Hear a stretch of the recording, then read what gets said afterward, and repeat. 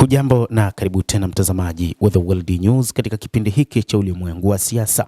Bado tunaendelea kufahamisha yanayojiri ulimwenguni, lakini tunaitazama Iran kwa mara nyingine tena, ambapo mshauri wa kiongozi mkuu wa Iran anasema vikosi vya Marekani vitalazimishwa kuondoka katika eneo la Mashariki ya Kati. Mshauri mkuu wa kiongozi wa serikali ya mapinduzi ya Kiislamu ya Iran, Ali Akbar Velayati, amesema vikosi vya majeshi ya kigeni hasa ya Marekani lazima viondoke Asia Magharibi, akitaja uwepo wao kama chanzo kikuu cha ukosefu wa usalama na utulivu katika eneo hilo.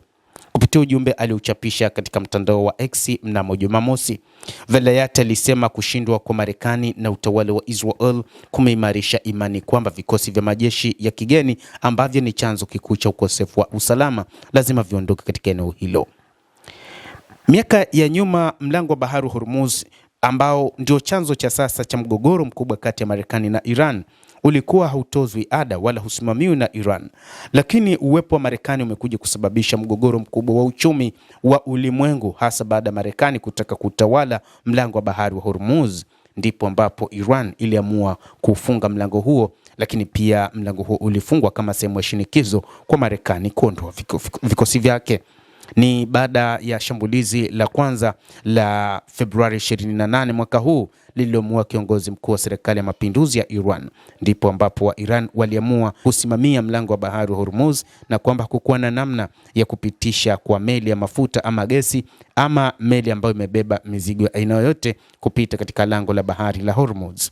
Ali Akbar Velayati ameeleza kuwa nchi za kikanda zina uwezo wa kulinda usalama wao wenyewe bila kutegemea nguvu za Marekani au uwepo wa kijeshi wa Marekani, akihimiza ushirikiano mkubwa ili kudhamini usalama wa kikanda kupitia uratibu wa karibu zaidi. Iran imekuwa ikisisitiza mara kwa mara kwamba usalama wa kikanda unapaswa kulindwa na nchi za eneo hilo, na kwamba uwepo wa vikosi vya majeshi ya kigeni huchangia katika kukosekana utulivu na usalama.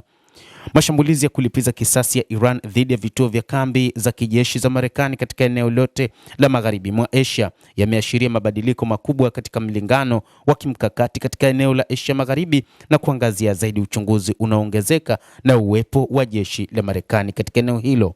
Jeshi la walinzi wa mapinduzi ya Kiislamu IRGC na jeshi la Iran walifanya mashambulizi ya kulipa kisasi dhidi ya kambi na vituo hivyo, na walijibu mashambulizi ya Marekani yaliyoendelea kusini mwa Iran mwezi uliopita. Mashambulizi hayo ya kulipa kisasi yaliwaua wanajeshi wengi wa Marekani, kuharibu ndege za kivita za kisasa, na kuashiria kwamba wigo wa kijiografia wa vita vilivyoanzishwa dhidi ya Iran ulikuwa umepanuka zaidi ya matarajio ya awali. Mbali na athari zake za kijeshi za haraka, mashambulizi hayo pia yameibua mjadala mkubwa na mpya kuhusu uwepo wa vituo vya kijeshi vya Marekani katika nchi mbalimbali za Asia Magharibi, ikiwa ni pamoja na nchini Jordan, na msimamo wa muda mrefu wa Tehran kwamba usalama wa kikanda unapaswa kusimamiwa na nchi za Asia Magharibi badala ya mataifa ya kigeni. Endelea kutufuatilia mtazamaji wa The World News, lakini usisahau kulike, usisahau kucomment, kadhalika kusubscribe channel yetu hii ili upate habari hizi kwa mapana kupitia The World News. Mimi ni Adam Hussein. Endelea kuwa nasi wakati wote, endelea kutufuatilia.